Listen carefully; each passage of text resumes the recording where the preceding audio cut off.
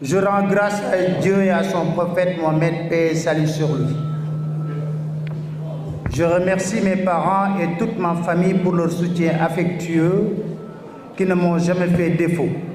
Mes amis pour leur compagnonnage sincère et engagé. J'exprime mes sincères remerciements à son Excellence, le Président de la République, Bassirou Diomaye Diakhar Faye,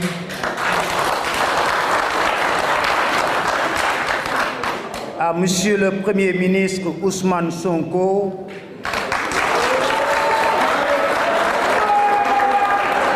et Monsieur Alioune Sall, ministre de la Communication, des Télécommunications et du Numérique,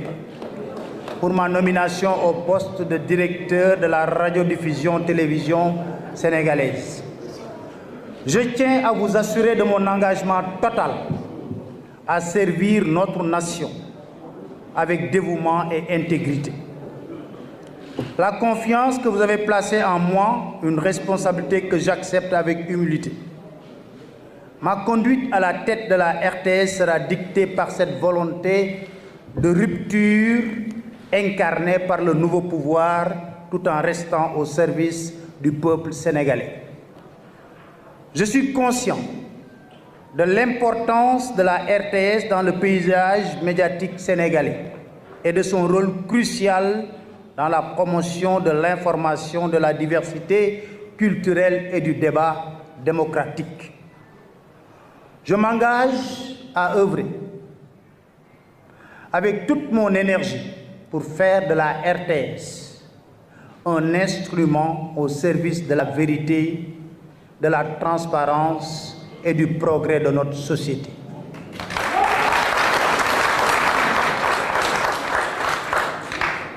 Mesdames, Messieurs les employés et désormais collaborateurs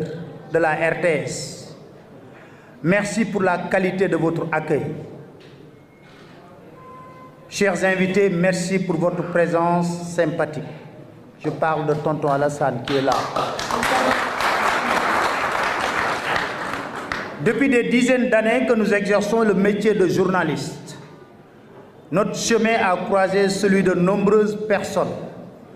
auprès de qui nous avons pu apprendre tant sur le plan personnel que professionnel. Pour certains, nous avons déjà eu l'occasion de vous exprimer notre gratitude. Pour d'autres, c'est l'occasion de vous dire merci. Durant tout ce temps, nous avons connu des moments heureux, d'autres plus douloureux. En choisissant ce métier, nous étions préparés à vivre toutes les épreuves, prêts au sacrifice si nécessaire, connaissant a priori les risques qu'il comporte. Certains plus récents ont été particulièrement éprouvants pour notre liberté, notre santé physique, notre environnement familial, pour les soignants,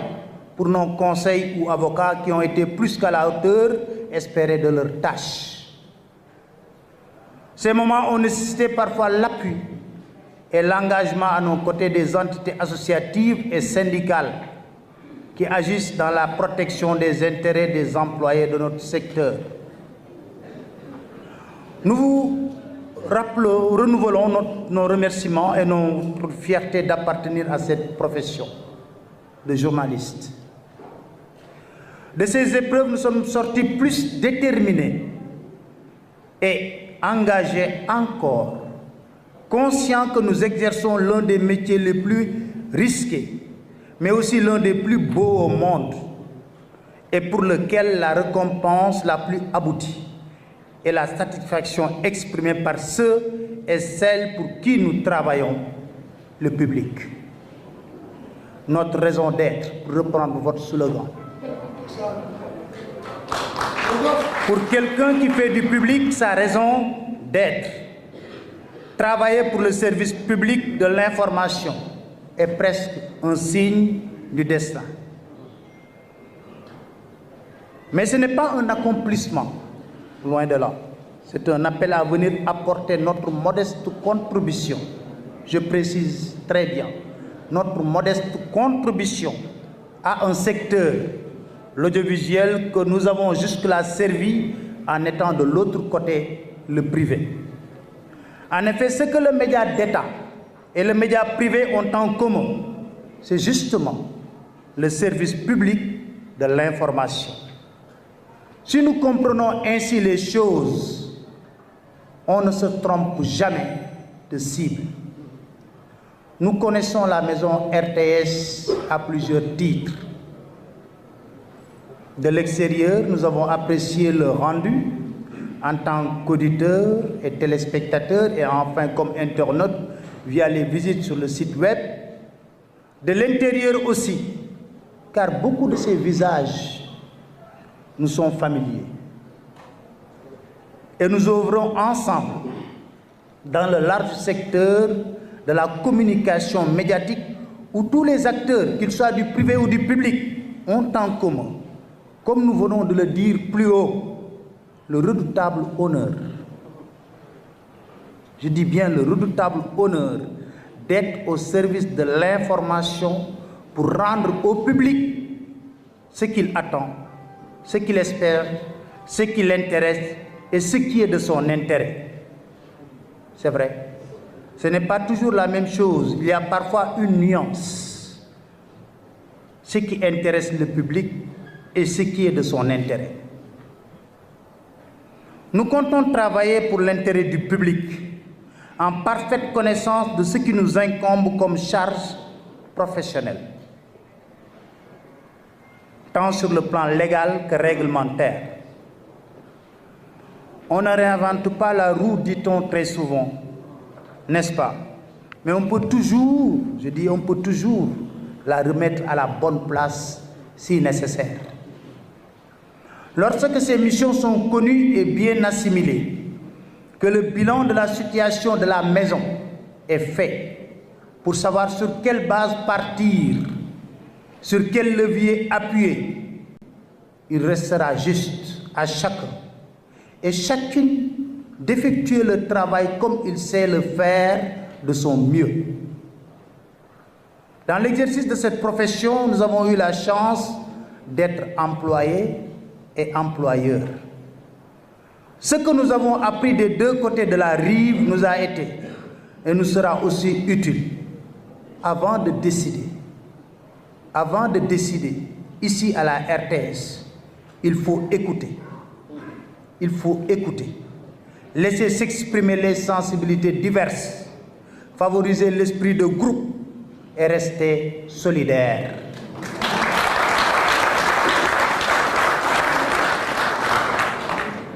Nous savons combien de compétences avérées cette maison,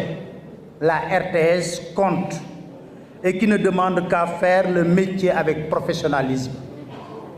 On n'a pas besoin d'aller à l'extérieur pour trouver des compétences. La RTS est un joyau et regorge de compétences à tous les niveaux. Alors, comptez sur moi pour avoir la liberté d'exprimer tout votre talent. Je répète, comptez sur moi pour avoir la liberté d'exprimer tout votre talent.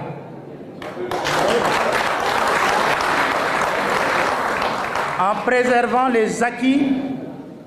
nous relèverons aussi les défis de l'innovation. Ensemble, nous ouvrons une nouvelle page de collaboration,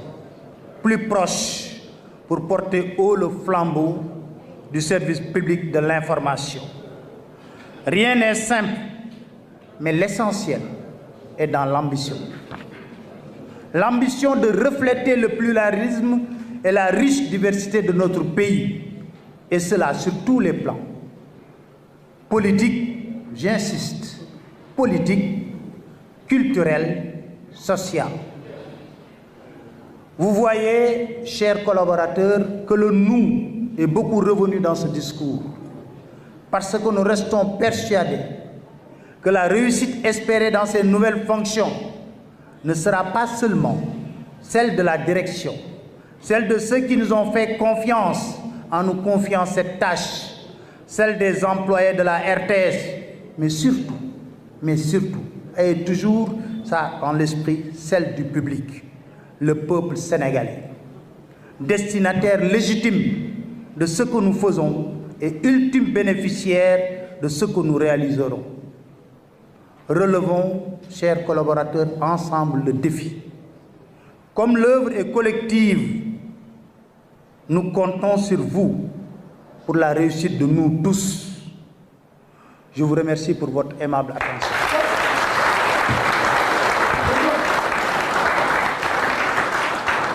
ma ñëw ci kàddu yu gàtt tënk ko ma ne mbégte laa am ñëw tey fii ci RTS ndaxte RTS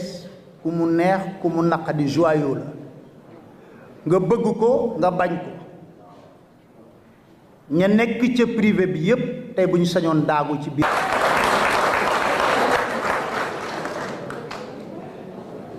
ndax jot nañ ci xam dara laata ñu ñuy fal ak ba ñuy yegg si fii sax di jël passation de service defe naa ne CV yi bari na yi ma ci jot ci diggante bi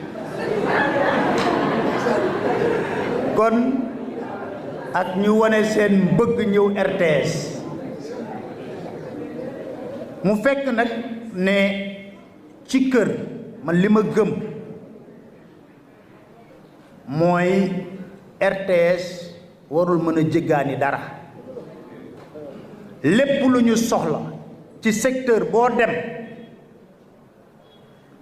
RTS am na ko ba doyal ndax nag jaar naa ci télévision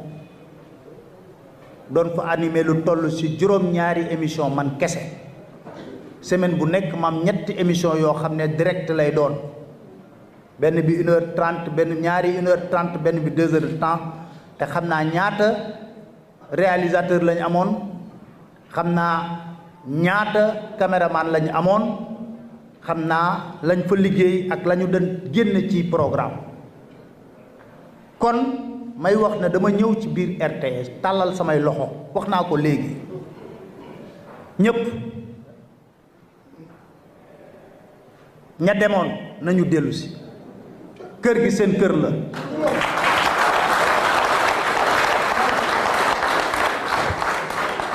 mu neex leen mu naqadi leen seen kër la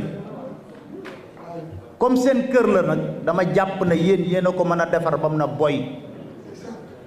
damay wax ne mission biñ ma sas kilifa yi ñi ma ko sas bañ ma toogee waxtaan ak ñoom dañ ne ma dawalal ci kaw lan nag ci kaw dëgg ci kaw jub te dama faral di wax ne bu nekkee ne du ci kaw dëgg wala jub liggéeyal askanu Sénégal ban gis seen bopp ci télé bi yàlla moo fi toog li ma gëm laay wax man parce que mënoon naa nekk feneen ndax nekk naa feneen lu sama carrière lu toll ci ñaar fukki at ak ñett di tedd kon mënoon naa wéy ba tey kon bu ñu la joxee sas bu toll nii day fekk ne da nga war a liggéeyal sa askan yàlla defoon ma nekk ci privé tey ma nekk ci public li ma war ak li war ñépp ñi nekk ci biir RTS mooy ñu ànd jàppale ma jàppale seen bopp ndaxte dama foog ne du ndam ngay liggéeyee RTS ñuy natt télé yi RTS du ci jël premier du ndam ci kenn kuy liggéey ci biir RTS dama foog ne sax la nga ne RTS laay liggéeyee ñu ne sa télé bi moo ci gën ci télé yi lépp lu askan bi di yaakaar ma ngi koy gis ci télé bi te mën na nekk du mën na nekk sax lu war a nekk la te dama ko gëm lu tax ma gëm ko journaliste yu gën a xarañ ñi ngi ci biir RTS jàngee ci école yu gën a xarañ génn fa ñu ràññee on se connaît xamante nañ suñu biir xamante nañ suñu biir wax ji mën na ñàkk a bëri li ci am solo mooy journaliste yooyu ñeme nag retrousser les manches ne danañ àndandoo liggéey ni ñu war a liggéeyee li ñu sas parce que service public la dërëmu sénégalais yi ñoo ciy dugg kon sénégalais bu ne war na cee mën a gis boppam gis ci boppam nag ci anam bu ne dañoo warloo ànd ak gouvernement jàppale ko bu baax suñu sas la mission la wane ay programme am wane ay projet am yi mu nas jëmale ko ci askan bi waaye dañoo warloo tamit keneen bu amee gis-gis ñu jox ko kàddu mu wax ko muy deux termes yuy ànd muy ban ak ban liberté ak responsabilité loolu dama koy bëgg a wax fii suñu buntu RTS man li ma ko gisee waxtaan bi nag dina wéy dina tàmbali tey jii bu ñu noppee ci waxtaan bi ñun def ak man maa sàkku ne fañ ko def fële xat na yam na waaye ma sàkku ne du ma tàmbali te du ma ñëw saafanteeg personnel bi parce que ñoom ñooy locomotive u télé bi ñiy dogal dañuy dogal rek wante xam nañ ba ci kiy nettoyer wala ba kuy yor oto di ko dawal bu yóbbul journaliste du fa yegg bay tànn micro di wax kon war nañ leen jox cër respecté leen équipe la nag comme équipe la nag équipe chaîne la bu ci benn maillon ñi dindee rek daanaka dootu ko matati sama buntu fas yéene wu ma ko tëj kenn tëjal kenn dinaa waxtaan ak ñépp incha allah dogal bi bu bàyyee ko ci direction bi li ñuy ñaan yàlla am xel mu sell bu rafet ba dogal boobu bu génnee ña ca ëpp gis ci seen bopp ndax kenn mënul def l'unanimité yàlla moo ñu sàkk am na ñu ko gëmul mais nañu ñaan yàlla lépp lu ñu fas yéenee jël ci dogal mu méngoog lu ëpp ci gis-gis fi nekk ci RTS kon may bamtuwaat rek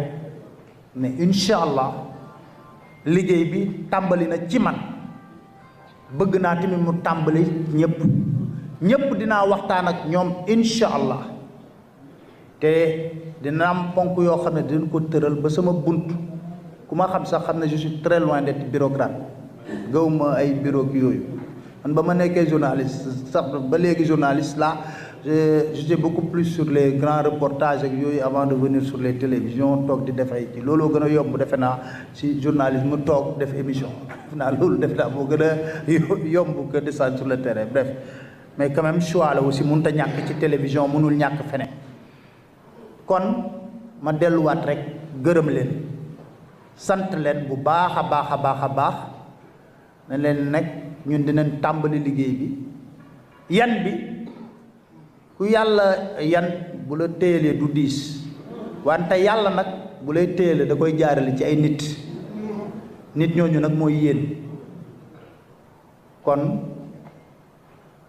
dinañ na pat liggéey ñuy ñaan tamit ne li askan bi di bëgg mooy le rendu au niveau de l'écran nañu fexe ba sénégalais yëpp gis ci seen bopp réconcilier véritablement RTS avec le peuple sénégalais te loolu seen mbir la compétence yu ñuy gis ci yeneen télé yëpp bi fii mi ngi na fi xuus kon bu amul rek mooy li nekk ay goulot d'étranglement ba amul nañu fexe àndandoo ñun ñëpp di ko seppi ndànk ba ku nekk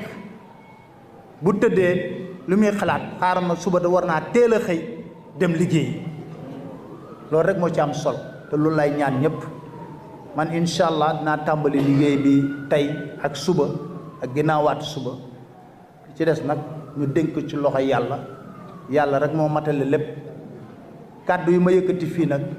bu ci amee lenn lu ci rëq ñu ngi koy jéggalu ñëpp bu baax a baax parce que yàgg nañoo nekk di wax waaye li ñuy wax ne accident làmmiñ dafa gaaw te kenn mënu ko réparer kon di jéggaluwaat ñëpp di nu wane na vous êtes des collaborateurs et collaborateur nag da ngay diisoo ak ñoom di waxtaan ak ñoom kër gi yéen a ma ko gën a xam donte di nga am loo ca xamit mais ni dama ko gën a xam dara yàqul na DG bu ñu defee woon nii bu ñu waxee woon nii wala bu ñu tegoon lii dina gën foog nañ ko ñu waxtaanee ko ba jubóo ci kàddu defe naa loolu laa bëgg indi ci biir RTS te fii ak benn weer ak ñaari weer nag bu leen neexee boo leen rombee fii tiitaru génne seen carte ne RTS laay nekk ñun ñooy la première chaîne du Sénégal voilà